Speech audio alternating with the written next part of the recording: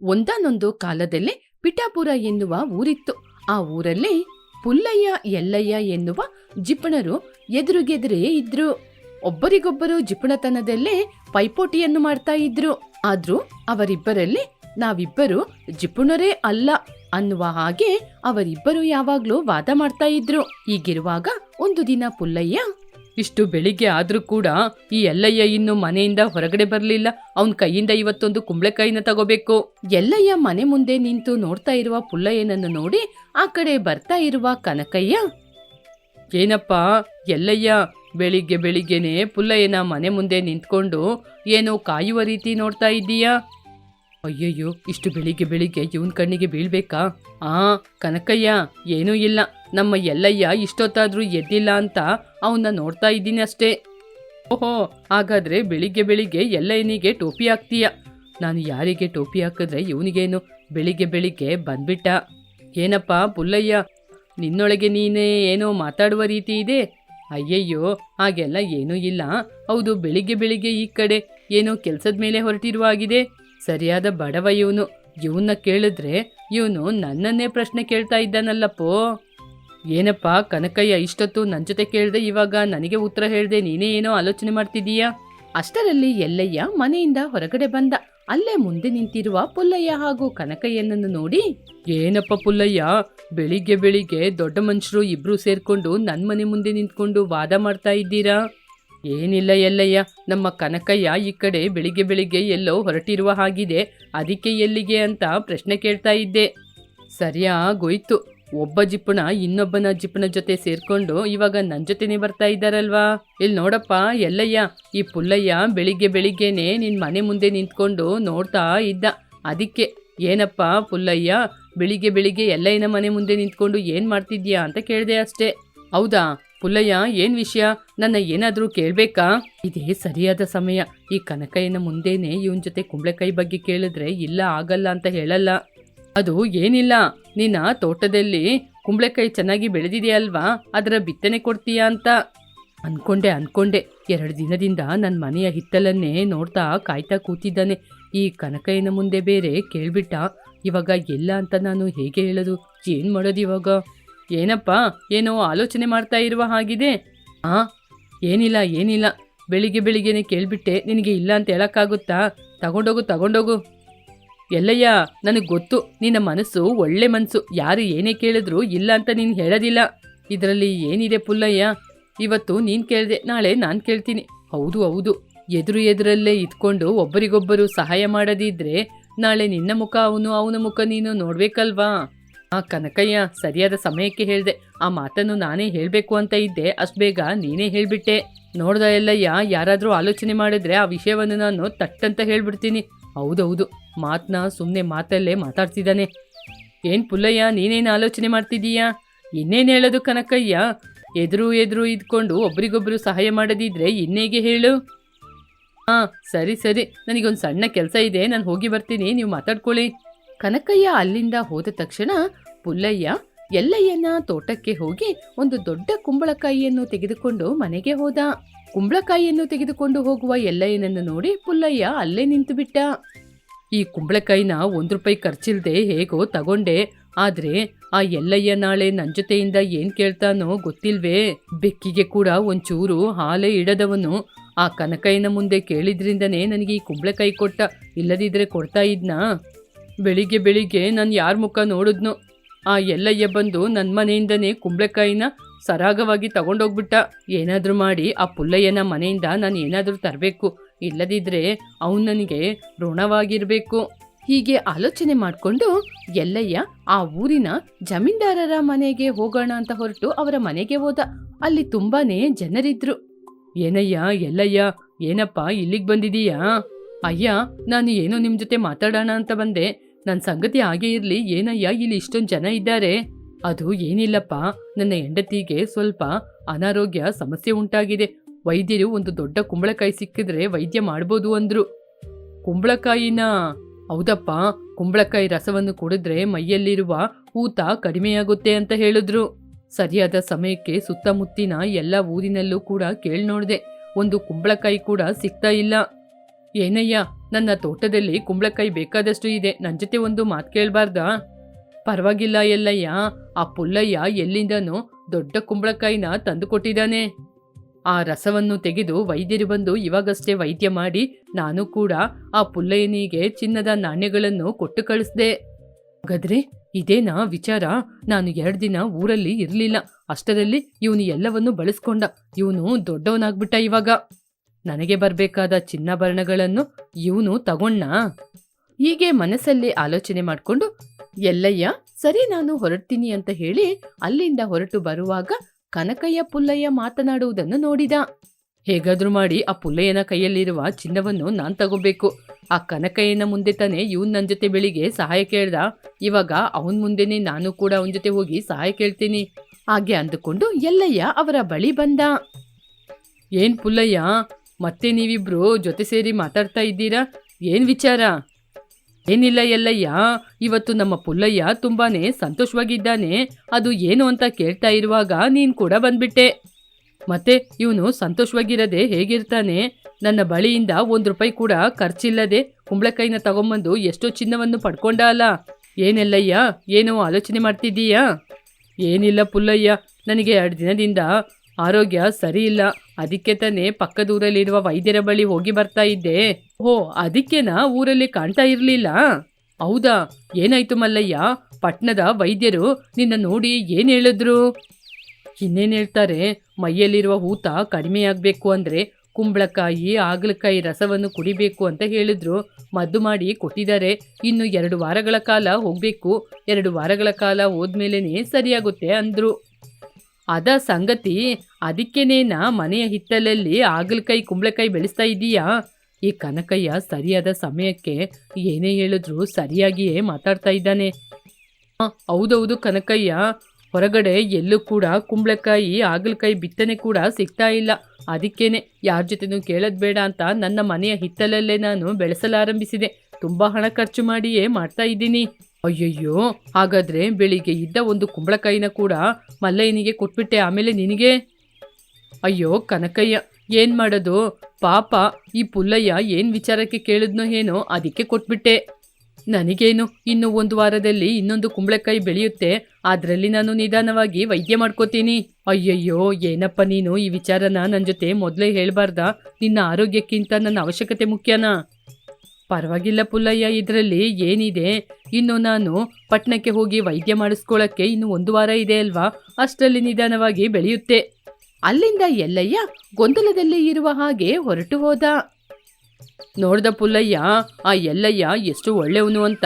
ಅವನಿಗೆ ಆರೋಗ್ಯ ಸಮಸ್ಯೆ ಇದ್ರೂ ಕೂಡ ಅದಕ್ಕೆ ಕುಂಬಳಕಾಯಿ ಬೇಕು ಅಂತ ಆಲೋಚನೆ ಮಾಡದೆ ನಿನಗೆ ಕೊಟ್ಟ. ಹಾಗೆ ಅಂತ ಹೇಳಿದಾಗ ಪುಲ್ಲಯ್ಯನ ಮನಸ್ಸಲ್ಲಿ ಏನೋ ಗೊಂದಲದಿಂದನೇ ನಡ್ಕೊಂಡು, ಅಯ್ಯೋ ಇದರ ಬಗ್ಗೆ ಎಲ್ಲ ಆಲೋಚನೆ ಮಾಡದೆ ಚಿನ್ನಕ್ಕೆ ಆಸೆ ಪಟ್ಟು ಊರಿನ ಯಜಮಾನರಿಗೆ ಕುಂಬಳಕಾಯಿನ ತಗೊಂಡೋಗಿ ಕೊಟ್ಬಿಟ್ಟೆ. ಆ ಎಲ್ಲಯ್ಯ ಜಿಪುಣನಾದ್ರೂ ಕೂಡ ಅವನ ಬಗ್ಗೆ ಆಲೋಚನೆ ಮಾಡದೆ ನಾನು ಕೇಳಿದ ತಕ್ಷಣ ನನಗೆ ತೆಗೆದು ಕೊಟ್ಬಿಟ್ಟ ಅಲ್ವಾ. ಇದೇ ನಾನಾಗಿದ್ರೆ ನನ್ನ ಪ್ರಾಣಕ್ಕಿಂತ ಮುಖ್ಯವಾದದ್ದು ಏನೂ ಇಲ್ಲ ಅಂತ ಆ ಕುಂಬಳಕಾಯಿನ ಯಾರಿಗೂ ಕೊಡದೆ ನಾನೇ ಇಟ್ಕೋತಾ ಇದ್ದೆ. ಇಲ್ಲ, ಹೇಗಾದ್ರೂ ಎಲ್ಲಯ್ಯನಿಗೆ ಸಹಾಯ ಮಾಡಬೇಕು. ಹಾಗೆ ಅಂತ ಅಂದ್ಕೊಂಡು ಮರುದಿನ ಬೆಳಿಗ್ಗೆ ಎಲ್ಲಯ್ಯನ ಮನೆಗೆ ಹೋಗಿ, ಎಲ್ಲಯ್ಯ ನೀನು ಇವಾಗಲೇ ಪಟ್ಟಣಕ್ಕೆ ಹೋಗು, ನೀನು ವೈದ್ಯ ಮಾಡಿಸ್ಕೊ, ನಿನಗೆ ಬೇಕಾದ ಸಹಾಯ ನಾನು ಮಾಡ್ತೀನಿ. ಅಯ್ಯೋ ಪುಲ್ಲಯ್ಯ, ನೀನು ಏನೂ ಆಲೋಚನೆ ಮಾಡಬೇಡ, ನನಗೆ ಏನೂ ಆಗಲ್ಲ, ಇನ್ನು 1 ವಾರದಲ್ಲಿ ಮದ್ದು ಮಾಡಿಸ್ಕೋತೀನಿ. ಅದೇನು ಎಲ್ಲಯ್ಯ ಆ ರೀತಿ ಮಾತಾಡ್ತಿದ್ದೀಯಾ? ತಡ ಮಾಡಿದ್ರೆ ಏನು ಬೇಕಾದರೂ ಆಗ್ಬೋದು, ಆಮೇಲೆ ನಾವು ಒಬ್ರಿಗೊಬ್ರು ಎದುರು ಮನೆಯಲ್ಲಿ ಮಾತಾಡ್ಕೊಳ್ಳೋಕ್ಕೆ ಸಾಧ್ಯನಾ? ಅಯ್ಯೋ ಪುಲ್ಲಯ್ಯ, ಪಟ್ಟಣದಲ್ಲಿ ಮದ್ದು ಅಂದರೆ ಸುಮ್ಮನೆನಾ? ಅಲ್ಲಿ ತುಂಬಾನೇ ಹಣ ಖರ್ಚಾಗುತ್ತೆ. ನನ್ನ ಮನೆಯಲ್ಲಿ ಕುಂಬಳಕಾಯಿ ಬೆಳೆದ ಮೇಲೆ ನಮ್ಮ ಊರಿನ ವೈದ್ಯರ ಬಳಿನೇ ಮದ್ದು ಮಾಡಿಸ್ಕೋತೀನಿ. ಇಲ್ಲಿ ನೋಡಿ ಎಲ್ಲಯ್ಯ, ಎಷ್ಟೇ ಹಣ ಖರ್ಚಾದ್ರೂ ನಾನು ಖರ್ಚು ಮಾಡ್ತೀನಿ, ತಗೋ ಈ ಚಿನ್ನದ ನಾಣ್ಯಗಳನ್ನ ಇಟ್ಕೊಂಡು ಹೊರಡು. ಹೀಗೆ ಎಲ್ಲಯ್ಯನ ಕುಂಬಳಕಾಯಿಯಿಂದ ಪುಲ್ಲಯ್ಯ ಅವನು ಸಂಪಾದನೆ ಮಾಡಿದ ಚಿನ್ನವನ್ನೆಲ್ಲ ಮತ್ತೆ ಪುನಃ ಎಲ್ಲಯ್ಯನಿಗೆ ಕೊಟ್ಟ. ಆ ನಂತರ ಎಲ್ಲಯ್ಯ, ಹೇಗೋ ನಾನೇ ನನ್ನ ಚಿನ್ನವನ್ನು ಮತ್ತೆ ಸಂಪಾದನೆ ಮಾಡ್ಕೊಂಡೆ ಅನ್ಕೊಂಡ್ರು ಕೂಡ ಪುಲ್ಲಯ್ಯ ಅಲ್ಲಿಂದ ಹೊರಟು ಹೋದ ನಂತರ, ಅರೆ ಈ ಪುಲ್ಲಯ್ಯ ಎಷ್ಟು ಒಳ್ಳೆಯವನು, ನನಗೆ ಆರೋಗ್ಯ ಸಮಸ್ಯೆ ಇದೆ ಅಂತ ವಿಷಯ ಗೊತ್ತಾದ ತಕ್ಷಣ ಅವನಿಗೆ ಅಂತ ತಂದಿದ್ದ ಚಿನ್ನವನ್ನು ನನಗೆ ಕೊಟ್ಬಿಟ್ಟ. ಇದೇ ನಾನಾಗಿದ್ರೆ ಈ ರೀತಿ ಮಾಡ್ತಾ ಇದ್ನಾ? ಹೀಗೆ ಎಲ್ಲಯ್ಯ ಪುಲ್ಲಯ್ಯ ಕೊಟ್ಟಂತಹ ಚಿನ್ನಾಭರಣವನ್ನು ತೆಗೆದುಕೊಂಡು ಪಟ್ಟಣಕ್ಕೆ ಹೋದ ಹಾಗೆ ನಟನೆ ಮಾಡಿ ಮತ್ತೆ 2 ದಿನದಲ್ಲಿ ಊರಿಗೆ ತಿರುಗಿ ಬಂದ. ಎಲ್ಲಯ್ಯನನ್ನು ನೋಡಿದಂತಹ ಪುಲ್ಲಯ್ಯ ತುಂಬಾನೇ ಸಂತೋಷಪಟ್ಟ. ಎಲ್ಲಯ್ಯ ತನಗೆ ಅನಾರೋಗ್ಯ ಸರಿಯಾಗಿದ್ದಕ್ಕೆ ಪುಲ್ಲಯ್ಯನೇ ಕಾರಣ, ಅವನೇ ವೈದ್ಯಕ್ಕೆ ಹಣ ಕೊಟ್ಟ ಅಂತ ಹೇಳ್ಕೊಂಡ. ಪುಲ್ಲಯ್ಯನಿಗೆ ಕೂಡ ಮನಸ್ಸು ಸಮಾಧಾನವಾಯಿತು. ಈಗಿರುವಾಗ ಒಂದು ದಿನ, ಏನೋ ಪುಲ್ಲಯ್ಯ ಎಲ್ಲಿದ್ದೀಯಾ? ಬರ್ತಾ ಇದ್ದೀನಿ ಎಲ್ಲಯ್ಯ, ಏನ್ ವಿಚಾರ? ತಗೋ ಈ ಚಿನ್ನದ ನಾಣ್ಯವನ್ನು ತಗೋ. ಏನಿದು ಚಿನ್ನದ ನಾಣ್ಯಗಳು? ಅವತ್ತು ನೀನು ನನಗೆ ವೈದ್ಯಕ್ಕೆ ಕೊಟ್ಟೆ ಅಲ್ವಾ, ಅದು ಅಷ್ಟೊಂದು ಖರ್ಚಾಗಿಲ್ಲ, ಅದರಲ್ಲಿ ಉಳಿದಿರೋದು ಇದು, ನೀನ್ ತಗೋ. ಅಯ್ಯೋ ಎಲ್ಲಯ್ಯ, ಅದು ಬಂದು ಅದು ಇಲ್ಲ ಇದು ಇಲ್ಲ, ತಗೋ ನೀನು. ಹೀಗೆ ಅಂದಿನಿಂದ ಅಲ್ಲಿಯ ಪರಿಸ್ಥಿತಿ ಬದಲಾಯಿತು. ಒಬ್ಬರಿಗೆ ಗೊತ್ತಿಲ್ಲದೆ ಇನ್ನೊಬ್ಬರು ಅವರ ಜಿಪುಣತನವನ್ನು ಬಿಟ್ಟೇ ಬಿಟ್ರು. ಹೀಗೆ ಒಬ್ಬರಿಗೊಬ್ಬರು ಸಹಾಯ ಮಾಡುತ್ತಾ ಜೀವನ ಮಾಡ್ತಾ ಇದ್ರು. ಇದುವೇ ಈ ದಿನದ ಕತೆ. ಮತ್ತೊಂದು ಒಳ್ಳೆ ಕಥೆಯೊಂದಿಗೆ ಪುನಃ ನೋಡೋಣ. ಹಬ್ಬ ಹೇಗೋ ಒಂದ್ ತಿಂಗಳು ಇವ್ರ ಮನೆಯಲ್ಲೇ ಕಳೆದೋಯ್ತು. ಅದು ಮಾತ್ರ ಅಲ್ಲದೆ ನನ್ನ ಅತ್ತೆ ಮಗಳು ನನಗೋಸ್ಕರ ಒಂದು 10 ದಿನಕ್ಕೆ ಬೇಕಾದಂತಹ ತಿಂಡಿ ತರಕಾರಿ ಎಲ್ಲ ತಂದಿಟ್ಟಿದ್ಲು. ಹೀಗೆ ಮನಸ್ಸಲ್ಲಿ ಆಲೋಚನೆ ಮಾಡಿದ ಪಾಪಯ್ಯ. ರಾಮಯ್ಯ ತನ್ನ ಅತ್ತೆಯ ಮಗಳ ಮನೆಯಿಂದ 2 ಬ್ಯಾಗು ಬೇಕಾದಷ್ಟು ವಸ್ತುಗಳನ್ನ ತಂದ. ಈ ಒಂದು ಬ್ಯಾಗಲ್ಲಿರೋದು 1 ವಾರಕ್ಕೆ ನನಗೆ ಸರಿಯಾಗುತ್ತೆ, ಇನ್ನೊಂದು ಬ್ಯಾಗಲ್ಲಿರೋದು ಈ ಊರಿನವರಿಗೆ ಮಾರಾಟ ಮಾಡ್ತೀನಿ, ನಂಗೆ ಹಣ ಸಿಗುತ್ತೆ. ಇದು ಖಾಲಿಯಾದ ನಂತರ ಇನ್ನೊಂದು ಸಂಬಂಧಿಕರ ಮನೆಗೆ ಹೋಗ್ತೀನಿ. ಹಾಗೆ ಅಂತ ಸಂತೋಷದಿಂದ ಹೊರಟ. ತಿಂಡಿಗಳನ್ನು ಮನೆಯ ಮುಂದೆ ಆಲದ ಮರದ ಕೆಳಗೆ ಇಟ್ಟು ಮಾರಾಟ ಮಾಡಲಾರಂಭಿಸಿದ. ಬನ್ನಿ ಅಮ್ಮ ಬನ್ನಿ, ರುಚಿಕರವಾದ ಕಜಾಯ, ಬಿಸಿ ಬಿಸಿಯಾದ ಚಕ್ಕುಲಿ ಎಲ್ಲವೂ ತಾಜಾವಾಗಿದೆ, ಬನ್ನಿ ಅಮ್ಮ ಬನ್ನಿ. ಹೀಗೆ ಪಾಪಯ್ಯ ಮನೆ ಮುಂದೆ ಇಟ್ಟು ವ್ಯಾಪಾರ ಮಾಡ್ತಾ ಇರುವಾಗ ಅಲ್ಲಿಗೆ ಪಾರ್ವತಿ ಬಂದ್ಲು. ಏನ್ ಪಾಪಯ್ಯ, ಹೊಸ ವ್ಯಾಪಾರವನ್ನು ಆರಂಭಿಸಿರುವಾಗಿದೆ? ಅದೇ ಅಕ್ಕ, ಮೊನ್ನೆ ನನ್ನ ಸಂಬಂಧಿಕರ ಮನೆಗೆ ಹೋಗಿದ್ದೆ ಅಲ್ವಾ? ಮೊನ್ನೆ ನೀನು ಹೋಗಿ 10 ದಿನಗಳಾಯಿತು. ಇದನ್ನೆಲ್ಲ ಅವ್ರ ಮನೆಯಿಂದ ಏನು ನೀನು ಎತ್ಕೊಂಡ್ ಬಂದಿಲ್ಲ ಅಲ್ವಾ? ಏನತ್ತೆ ಹಾಗೆ ಮಾತಾಡ್ತಾ ಇದ್ದೀರಾ? ನಾನು ಹಾಗೆ ತರ್ತೀನಾ? ನಾನು ಸಣ್ಣ ವಯಸ್ಸಿಂದ ನೋಡ್ತಾ ಇದ್ದೀನಿ ಪಾಪಯ್ಯ. ನನಗ್ ಗೊತ್ತಿಲ್ವಾ ನಿನ್ ಬಗ್ಗೆ? ಸಗಣಿಯಲ್ಲಿ ಬಿದ್ರೆ ಕೂಡ ಹಣನ ತೊಳೆದು ಕೈಯಲ್ಲಿ ಇಟ್ಕೊಳ್ಳೋನು ನೀನು. ಇಲ್ಲಿ ನೋಡಿ ಅಕ್ಕ, ಹಾಗೆಲ್ಲ ಮಾತಾಡ್ಬೇಡಿ. ಈ ಲಾಡು ಕಜಾಯ ಚಕ್ಕುಲಿನ ನನ್ನ ಸಂಬಂಧಿಕರ ಊರಲ್ಲಿ ಮಾರಾಟ ಮಾಡ್ತಾ ಇದ್ರೆ ನಾನು ತಗೊಂಬಂದೆ. ಇದನ್ನ ತಿಂದು ನೋಡಿ ಎಷ್ಟೊಂದು ರುಚಿಯಾಗಿದೆ ಅಂತ. ತಿಂದು ನೋಡೋದಿದ್ರೆ ನಿಮಗೆ ಹೇಗ್ ಗೊತ್ತಾಗುತ್ತೆ? ಸರಿ, ಆಮೇಲೆ ನೋಡೋಣ. ಏನಕ್ಕ ಇಷ್ಟು ದೂರ ಹೇಳಿದ್ರು ಕೂಡ ತಗೊಳ್ಳೋದೆ ಹಾಗೆ ಹೋಗ್ತಾ ಇದ್ದೀರಾ? ಒಮ್ಮೆ ಚಕ್ಕುಲಿ ಕಜಾಯನ ತಿಂದು ನೋಡಿ, ಕೇವಲ ಒಂದಕ್ಕೆ 1 ರೂಪಾಯಿ ಮಾತ್ರನೇ. ಸರಿಯಪ್ಪ, 1 ಕೊಡು. ನೀನು ನಾನು ತಗೊಳ್ಳೋದಿದ್ರೆ ಬಿಡ್ತೀಯಾ? ಅದು ಹಾಗೆ ಬನ್ನಿ ದಾರಿಗೆ. ಹಾಗೆ ಅಂತ ಪಾರ್ವತಿಗೆ ಕಜಾಯ, ಚಕ್ಕುಲಿ ಹಾಗೇನೆ ಸ್ವಲ್ಪ ತರಕಾರಿಯನ್ನು ಮಾರಾಟ ಮಾಡಿದ. ಒಳ್ಳೇದಾಯ್ತು, ಪಾರ್ವತಕ್ಕನಿಗೆ ಸುಳ್ಳೇಳಿ ಹೇಗೋ ಮಾರಾಟ ಮಾಡ್ಬಿಟ್ಟೆ, ನನಗೆ ಹಣ ಲಾಭ ಬಂತು. ಹೀಗೆ ಪಾಪಯ್ಯ ಅವನ ಸಂಬಂಧಿಕರ ಮನೆಯಿಂದ ತಂದಂತಹ ತಿಂಡಿಗಳನ್ನು ಊರಿನವರಿಗೆ ಮಾರಾಟ ಮಾಡಿದ. ಹಬ್ಬ, ಇವತ್ತು ಒಳ್ಳೆ ಲಾಭ ಬಂದಿದೆ. ಇದೇ ರೀತಿ ನನ್ನ ಸಂಬಂಧಿಕರ ಮನೆಗೆ ಹೋಗಿ ತಿನ್ನುವಂತಹ ವಸ್ತುಗಳನ್ನು ತಗೊಂಬಂದು ಮತ್ತೆ ಮಾರಾಟ ಮಾಡಿದ್ರೆ ಒಳ್ಳೆ ಲಾಭ ಬರುತ್ತೆ. ಹೀಗೆ ಆಲೋಚನೆ ಮಾಡಿದ. ಹೀಗೆ 10 ದಿನಗಳು ಕಳೆಯಿತು. ಅವನ ಕೈಯಲ್ಲಿದ್ದ ತಿಂಡಿಗಳೆಲ್ಲ ಖಾಲಿಯಾದವು. ಮನೆಯಲ್ಲಿರುವ ತರಕಾರಿ ತಿಂಡಿಗಳೆಲ್ಲ ಖಾಲಿಯಾಯಿತು. ಇನ್ನು ಇನ್ನೊಬ್ಬರ ಸಂಬಂಧಿಕರ ಮನೆಗೆ ಹೋಗುವ ಸಮಯ ಬಂತು. ಇವಾಗ ನಾನು ಯಾರ ಮನೆಗೆ ಹೋಗೋದು? ಹೀಗೆ ಮತ್ತೆ ಯಾರ ಮನೆಗೆ ಹೋಗೋದು ಅಂತ ಆಲೋಚನೆ ಮಾಡ್ಕೊಂಡಿದ್ದ. ನಮ್ ತಾಯಿಯ ದೂರದ ಸಂಬಂಧಿಕರಾದ ರಂಗಮ್ಮ ಅತ್ತೆ ಇದ್ದಾರಲ್ವಾ, ಅವ್ರ ಮಗ ಇವಾಗಷ್ಟೇ ಪಟ್ನಕ್ಕೆ ಹೋಗಿ ಅಲ್ಲಿ ಏನೋ ವ್ಯಾಪಾರ ಮಾಡ್ತಾ ಇದ್ದಾನಂತಲ್ಲ. ಅವನ್ ಮನೆಗೆ ಹೋಗಿ ಒಂದು 10 ದಿನ ಇರೋದು, ಆಮೇಲೆ ರಂಗಮ್ಮ ಅತ್ತೆ ಮನೆಗೆ ಹೋಗ್ಬೇಕು. ಹೀಗೆ ಮನಸ್ಸಲ್ಲಿ ಆಲೋಚನೆ ಮಾಡ್ತಾ ಇರುವಾಗ ಯಾರೋ ಬಾಗಿಲು ತಟ್ಟುವ ಶಬ್ದ ಅವನಿಗೆ ಕೇಳಿಸಿತು. ಯಾರೋ ಬಂದಿರುವ ಹಾಗಿದೆ. ಹಣದ ಪೆಟ್ಟಿಗೆ ಇಲ್ಲೇ ಇದೆ, ಇದನ್ನ ಮೊದಲು ತೆಗ್ದಿಡ್ಬೇಕು. ಹಾಗೆ ಅಂತ ಆಲೋಚನೆ ಮಾಡಿ ಹಣದ ಪೆಟ್ಟಿಗೆಯನ್ನು ಮಂಚದ ಕೆಳಗೆ ಇಟ್ಟ. ಹೌದು, ನನ್ ಮನೆಗೆ ಯಾರು ಬಂದಿರ್ತಾರೆ? ನನಗೆ ಗೊತ್ತಿರುವ ಹಾಗೆ ಪಕ್ಕದ ಮನೆ ಪಾರ್ವತಕ್ಕನೆ ನಮ್ಮ ಮನೆಗೆ ಬರ್ತಾರೆ, ಇನ್ನು ಬೇರೆ ಯಾರು ಬರ್ತಾರೆ? ಸರಿ ಅಂತ ಹೋಗಿ ಬಾಗಿಲನ್ನು ತೆರೆದ. ಅಷ್ಟೇ, ಶಾಕ್ ಆಗಿ ಅಲ್ಲೇ ನಿಂತುಕೊಂಡ. ರಂಗಮ್ಮ ಅತ್ತೆ, ನೀವೇನು ಇಲ್ಲಿಗೆ ಬಂದಿದ್ದೀರಾ? ನಾನೇ ನಿಮ್ ಮನೆಗೆ ಬರೋಣ ಅಂತ ನೋಡ್ತಾ ಇದ್ರೆ ನೀವು ಇಲ್ಲಿಗೆ ಬಂದಿದ್ದೀರಾ? ಏನೋ ಬಂದ ಸಂಬಂಧಿಕರನ್ನ ಬಾಗಿಲಲ್ಲಿ ನಿಲ್ಸಿ ಈ ರೀತಿನೇ ಮಾತಾಡದ? ಮನೆಯೊಳಗೆ ಕರೆಯದಿಲ್ವಾ? ಅಯ್ಯೋ, ಈ ಮುದುಕಿ ಮನೆಗೆ ಬಂದ ಸಂಬಂಧಿಕರು ಅಂತ ಇದೆ. ರಂಗಮ್ಮ ಅತ್ತೆ, ಬನ್ನಿ, ನಿಮ್ ಮಗ ಪಟ್ನದಲ್ಲಿದ್ದಾನಂತಲ್ವಾ, ಅವನ್ ಮನೆಗೆ ಹೊರಡೋಣ. ಅಯ್ಯೋ, ಅವ್ರನ್ನ ನೋಡ್ಬೇಕಂದ್ರೆ ಯಾಕಪ್ಪ ನೀನು ಪಟ್ನಕ್ಕೆ ಹೋಗ್ಬೇಕು? ಅಲ್ಲಿ ನೋಡೋ, ನನ್ ಮಗ ಸೊಸೆ ಎಲ್ಲರೂ ಬಂದಿದ್ದಾರೆ. ಹಾಗೆ ಅಂತ ಹೇಳಿದಾಗ ಪಾಪಯ್ಯನಿಗೆ ಅವರನ್ನು ನೋಡಿ ತಲೆ ಕೆಟ್ಟೋದಂಗಾಯಿತು. ನೀವೇನು ನನ್ನ ಹುಡ್ಕೊಂಡ್ ಬಂದಿದ್ದೀರಾ? ಏನ್ ಪಾಪಯ್ಯ, ಹೇಗಿದೀಯಾ? ಚೆನ್ನಾಗಿದೀಯಾ? ಸರಿ ಬಾ, ಒಳಗೋಗಿ ಕೂತ್ಕೊಂಡ್ ಮಾತಾಡೋಣ. ಸರಿ ಗೋವಿಂದು, ಬಾ. ಹಾಗೆಂತ ಎಲ್ಲರೂ ಮನೆಯೊಳಗೆ ಹೋದ್ರು. ಏನು ಇಲ್ಲ ಪಾಪಯ್ಯ, ಗೋವಿಂದನಿಗೆ ಸ್ವಲ್ಪ ದಿನ ರಜೆ ಕೊಟ್ಟಿದಾರಂತೆ. ಅದಕ್ಕೇನೆ ಒಂದು 4 ದಿನ ನಿನ್ ಮನೆಯಲ್ಲಿ ಇದ್ದೋಗೋಣ ಅಂತ ಬಂದಿದೀವಿ. ನನ್ ಮನೇಲೇನಾ? ಅಯ್ಯೋ ಅತ್ತೆ, ನಿಮಗೆ ಗೊತ್ತು ತಾನೆ, ನನ್ನ ಮನೆಯಲ್ಲಿ ನನಗೆ ಮಲಗಕ್ಕೆ ಜಾಗ ಇಲ್ಲ. ಆಗಿರುವಾಗ ನಿಮಗೆ ಹೇಗತ್ತೆ? ಮತ್ತೆ ನಿಮಗೆ ಅಡಿಗೆ ಮಾಡಿ ಕೊಡಕ್ಕೂ ನನಗೆ ಗೊತ್ತಿಲ್ಲ.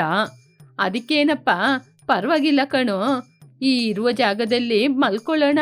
ಇನ್ನು ಅಡಿಗೆಗ ನನ್ನ ಸೊಸೆ ವರಲಕ್ಷ್ಮಿ ಇದ್ದಾಳಲ್ವಾ, ಅವಳು ಮಾಡ್ತಾಳೆ. ಸರಿ, ನೀನು ಹೋಗಿ ಮಾರ್ಕೆಟಿಗೆ ಹೋಗಿ ತರಕಾರಿ ತಗೊಂಬ. ನನಗೇನೆ ತಿನ್ಲಿಕ್ಕೆ ಗತಿ ಇಲ್ಲ, ಇವರೇನು ಇಲ್ಲಿಗೆ ಬಂದಿದ್ದಾರೆ? ಏಯ್, ಏನೋ ನಾನು ಮಾತಾಡ್ತಾ ಇದ್ದೀನಿ, ನೀನೇನು ಆಲೋಚನೆ ಮಾಡ್ತಾ ಇದ್ದೀಯಾ? ಏನೂ ಇಲ್ಲ ಅತ್ತೆ, ನನ್ನ ಮನೆಗೆ ಸಂಬಂಧಿಕರು ಬಂದು ತುಂಬಾ ದಿನಗಳಾಯ್ತಲ್ವಾ, ಅದಕ್ಕೇನೆ ಆಲೋಚನೆ ಮಾಡ್ತಿದ್ದೀನಿ. ಸರಿ, ನೀನು ಮೊದಲು ಮಾರ್ಕೆಟಿಗೆ ಹೋಗಿ ತರಕಾರಿ ತಗೊಂಬ ಹೋಗು. ಸರಿ ಅತ್ತೆ, ನಾನು ಹೊರಡ್ತಾ ಇದ್ದೀನಿ. ಹಾಗೆ ಅಂತ ಸಂತೆಗೆ ಹೋಗಿ ತರಕಾರಿ ತಂದು ಕೊಟ್ಟ. ಹೀಗೆ ರಂಗಮ್ಮ ಅತ್ತೆ, ಮಗ ಗೋವಿಂದು, ಸೊಸೆಯಾದ ವರಲಕ್ಷ್ಮಿ 1 ವಾರಗಳ ಕಾಲ ಪಾಪಯ್ಯನ ಮನೆಯಲ್ಲೇ ಉಳ್ಕೊಂಡ್ರು. ಮನೆ ಖರ್ಚು ಎಲ್ಲ ಪಾಪಯ್ಯನ ಮೇಲೇನೆ ಬಿದ್ದಿತ್ತು. ಏನಿದು, ಈ ರಂಗಮ್ಮ ಅತ್ತೆ ಇಲ್ಲಿಂದ ಹೊರಡುವ ರೀತಿಯ ಕಾಣಿಸ್ತಾ ಇಲ್ಲ. ನಾನು ಕೂಡಿಟ್ಟ ಹಣ ಎಲ್ಲ ಇವರ 1 ವಾರದ ಖರ್ಚಿಗೆನೆ ಸರಿಯಾಯ್ತಲ್ಲ. ಪ್ರತಿದಿನ ಅಡಿಗೆ ಮಾಡಿ ಕೊಡೋದ್ರಿಂದ ನನ್ನ ಕೈಯಲ್ಲಿರುವ ಹಣ ಎಲ್ಲ ಖಾಲಿ ಆಗ್ತಿದೆ. ಇನ್ನು 2 ದಿನದಲ್ಲಿ ಎಲ್ಲವೂ ಖಾಲಿ ಆಗುತ್ತೆ. ಇವಾಗ ನನ್ನ ಕೈಯಲ್ಲಿ ಚಿಲ್ಲರೆ ಹಣ ಕೂಡ ಬಾಕಿ ಆಗಲ್ಲ. ಹೀಗೆ ದಿನದಿಂದ ದಿನಕ್ಕೆ ಪಾಪಯ್ಯನ ಕೈಯಲ್ಲಿರುವ ಹಣವೆಲ್ಲ ಖಾಲಿಯಾಯಿತು. ಒಂದು ದಿನ ರಂಗಮ್ಮ ಅತ್ತೆ, ಪಾಪಯ್ಯ, ಮನೆಯಲ್ಲಿ ತರಕಾರಿ ಎಲ್ಲ ಖಾಲಿಯಾಗಿದೆ, ಯಾಕೆ ನೀನು ಹೋಗಿ ತಂದಿಲ್ಲ? ಇಲ್ಲಿ ನೋಡಿ ಅತ್ತೆ, ಪ್ರತಿದಿನ ಮಾರ್ಕೆಟಿಗೆ ಹೋಗಿ ನಾನು ತರಕಾರಿ ತರಲಿಕ್ಕೆ ಸಾಧ್ಯ ಇಲ್ಲ. ಯಾಕೆಂದ್ರೆ ನನ್ನ ಕೈಯಲ್ಲಿ ಹಣ ಇಲ್ಲ. ನೀವು ಹಣ ಕೊಡಿ, ನಾನು ಬೇಕಾದ್ರೆ ಹೋಗಿ ತಂದ್ಕೊಡ್ತೀನಿ. ಏನಪ್ಪ ಪಾಪಯ್ಯ, ಹೀಗೆ ಮಾತಾಡ್ತಾ ಇದ್ದೀಯಾ? ಮನೆಗೆ ಬಂದ ಸಂಬಂಧಿಕರ ಕೈಯಲ್ಲಿ ಯಾರಾದ್ರೂ ಹಣ ತಗೊಳ್ತಾರಾ? ಈ ವಿಷಯ ಹೊರಗಡೆ ಗೊತ್ತಾದ್ರೆ ನಮ್ಮ ಮರ್ಯಾದೆ ಹೋಗುತ್ತೆ. ಅದೆಲ್ಲ ನನಗೆ ಗೊತ್ತಿಲ್ಲ ಅತ್ತೆ, ನನ್ನ ಕೈಯಲ್ಲಿ ಕೂಡಿಟ್ಟ ಹಣ ಎಲ್ಲ ಖಾಲಿ ಆಯಿತು. ನೀವಿವಾಗ ಹಣ ಕೊಡ್ಲೇಬೇಕು. ಪಾಪಯ್ಯನ ಮಾತು ಕೇಳಿ ರಂಗಮ್ಮತ್ತೆ ಸ್ವಲ್ಪ ಹೊತ್ತು ಆಲೋಚನೆ ಮಾಡಿದ್ರು. ಸ್ವಲ್ಪ ಸಮಯದ ನಂತರ ಪಾಪಯ್ಯ, ನಾನು ನಿನ್ಗೆ ಒಂದು ಮಾತು ಹೇಳ್ತೀನಿ, ಕೇಳ್ತೀಯಾ? ಏನತ್ತೆ ಅದು? ನೀನು 10 ದಿನಗಳ ಕಾಲ ಅಂತ ನಿನ್ನ ಸಂಬಂಧಿಕರ ಮನೆಗೆ ಹೊರಟೋಗ್ತೀಯ. ಅವ್ರ ಮನೆಯಲ್ಲಿ 10 ದಿನಗಳ ಕಾಲ ಇರ್ತೀಯ. ಅಲ್ಲೋಗಿ ಸ್ವಲ್ಪ ವಸ್ತುಗಳನ್ನ ತಂದು ಆ ವಸ್ತುಗಳನ್ನ ಈ ಊರಲ್ಲಿ ಮಾರಾಟ ಮಾಡಿ ಹಣ ಸಂಪಾದನೆ ಮಾಡ್ತೀಯ. ಅದರಿಂದ ನೀನು ಲಾಭವನ್ನು ಸಂಪಾದನೆ ಮಾಡ್ತಿದೀಯಾ ಇಲ್ವಾ? ಏನತ್ತೆ ಹಾಗೆ ಮಾತಾಡ್ತಾ ಇದ್ದೀರಾ? ಅದಲ್ಲ ಪಾಪಯ್ಯ, ವಾಸ್ತವ ಸಂಗತಿ ಇದು. ಸಂಬಂಧಿಕರು ಅಂದ್ರೆ ಮನಸ್ಸಿಗೆ ಹತ್ತರವಾದ ಸಂಬಂಧ. ಒಬ್ಬರಿಗೊಬ್ಬರು ಸಹಾಯ ಮಾಡ್ಕೊಂಡು ಹೊಂದಾಣಿಕೆಯಿಂದ ಇರೋದು. ಆದ್ರೆ ನೀನು ನಿನ್ನ ಲಾಭವನ್ನು ಸಂಪಾದನೆ ಮಾಡ್ಕೋತೀಯ. ನಿನ್ ಮನೆಗೆ ಇವಾಗ ನಾವು ಬಂದಾಗ 10 ದಿನ ಇದ್ದಿದ್ದಕ್ಕೇನೆ ನನ್ ಜೊತೆ ಖಾಲಿ ಆಯ್ತು ಹಣ, ನಿಮ್ ಜೊತೆ ಇದ್ರೆ ಕೊಡು ಅಂತ ನಮ್ ಜೊತೆ ಕೇಳ್ತೀಯ.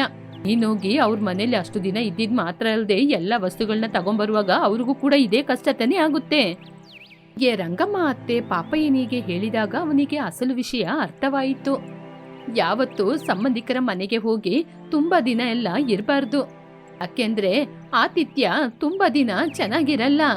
ನಾವು ಸಂಬಂಧಿಕರ ಮನೆಗೆ ಹೋಗಿ ತುಂಬಾ ದಿನ ಇದ್ರೆ ಅವರಿಗೆ ಭಾರ ಅಧಿಕವಾಗುತ್ತೆ. ನಿಜವಾದ ಸಂಬಂಧ ಅನ್ನೋದು ಭಾರವಾಗಿ ಇರಬಾರ್ದು. ಅವರಿಗೆ ಯಾವ ತೊಂದ್ರೆನೂ ಕೊಡಬಾರ್ದು. ನೀನ್ ಅರ್ಥ ಮಾಡ್ಕೋ. ಪಾಪಯ್ಯನಿಗೆ ಆ ಮಾತು ಕೇಳಿ ನಾಚಿಕೆ ಆಯಿತು. ರಂಗಮ್ಮ ಅಜ್ಜಿ ಹೇಳಿದ ಮಾತು ಅವನ ಎದೆಗೆ ಚುಚ್ಚಿದಂತಾಯಿತು. ಅತ್ತೆ, ನೀವ್ ಹೇಳಿದ್ದು ನಿಜಾನೇ. ಇನ್ನು ನಾನು ಯಾರ ಮನೆಗೆ ಹೋಗಿ ತುಂಬಾ ದಿನಗಳ ಕಾಲ ಇರೋದಿಲ್ಲ. ನಾನು ಇನ್ಮುಂದೆ ಕಷ್ಟಪಟ್ಟು ಹಣ ಸಂಪಾದನೆ ಮಾಡ್ತೀನಿ. ಅದೇ ಒಳ್ಳೇದು ಕಣೋ ಪಾಪಯ್ಯ. ಕಷ್ಟಪಟ್ಟು ದುಡಿದ್ರೇನೆ ಆ ಹಣಕ್ಕೆ ಒಂದು ಬೆಲೆ ಇರೋದು. ಅತ್ತೆ, ನನ್ನನ್ನು ಕ್ಷಮಿಸಿ. ಇನ್ಮುಂದೆ ನಾನು ಕಷ್ಟಪಟ್ಟು ದುಡಿದು ಹಣವನ್ನು ಸಂಪಾದನೆ ಮಾಡ್ಕೋತೀನಿ.